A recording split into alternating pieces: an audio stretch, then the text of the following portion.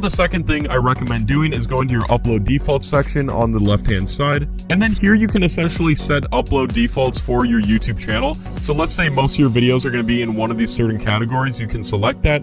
So most of my videos will be how-to videos, so I can select that right there. You don't have to set this, but it just makes things easier in the long run because we want to optimize our time the best we can. And make sure you do set a video language. Most of you watching this are probably going to make channels in English, so you can just click English. And then also make sure that you have community contributions on. You just check this right here. And this actually allows viewers to contribute translated titles, descriptions, and subtitles to your videos for free. So it's just basically people submitting translated stuff to your videos for free, and then other people in other countries can watch videos, and you'd be surprised like at the amount of people who actually do this. So make sure that's checked, and then you can just hit save.